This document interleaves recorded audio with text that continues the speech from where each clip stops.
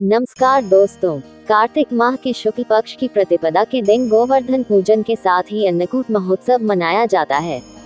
ये दीपावली के 5 दिनों के उत्सव का चौथा पर्व होता है जो दीपावली के अगले ही दिन आता है।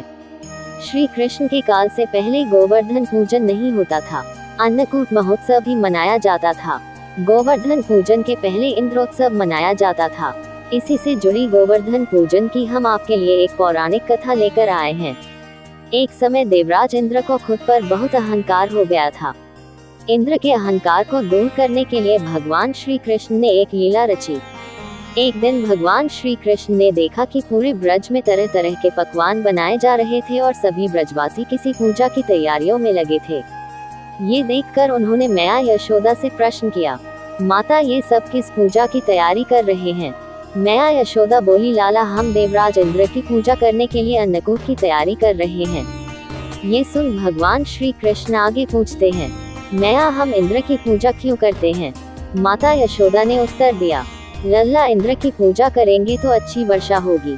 यदि अच्छी वर्षा होगी तो पैदावार भी अच्छी होगी, जिससे हमारी गैया को अच्छा भोजन मिलेगा।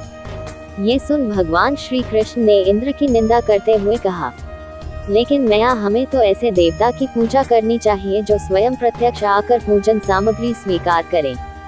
ये सुनकर माँ यशोदा के पास बैठी गोपियों ने कहा, 33 कोटि देवी देवताओं के राजा की इस प्रकार निंदा ना करो लल्ला।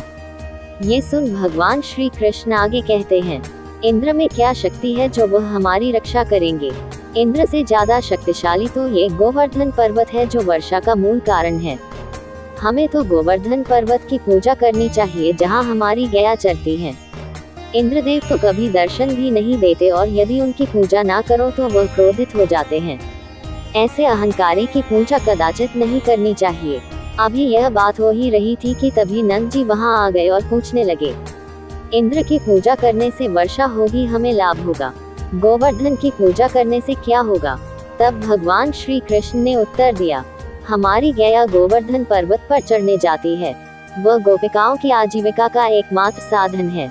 ये सुनकर सभी लोग बहुत प्रभावित हुए और सभी ने मिलकर इंद्रदेव की जगह भगवान श्री कृष्ण द्वारा बताई गई विधि से गोवर्धन पर्वत की पूजा अर्चना करने की ठान ली। गोवर्धन पर्वत ने भी समस्त पूजन सामग्री को स्वीकार किया और सबको खूब आशीर्वाद दिया। तभी नारद मुनि इंद्र महोत्सव देखने की इच्छा से ब्रज में पहुँचे। वहां उन्हें पता चला कि इस वर्ष श्री कृष्ण की आज्ञा अनुसार इंद्र महोत्सव बंद कर दिया गया है और अब सभी ब्रजवासी गोवर्धन पर्वत को पूज रहे हैं। ये सुनते ही नारद मुनि उल्टे पांव इंद्र के दरबार में पहुंचे और बोले, हे देवराज, आप अपने महल में सुख की नींद ले रहे हैं। उधर सभी ब्रजवासियों ने आपकी पूजा समाप्त करके गोवर्धन पर्वत की पूजा करनी प्रारंभ कर दी है। ये सुनते ही देवराज इंद्र को क्रोध आ गया। उन्होंने इसे अपना अपमान समझा और जोरों की वर्षा शुरू कर दी।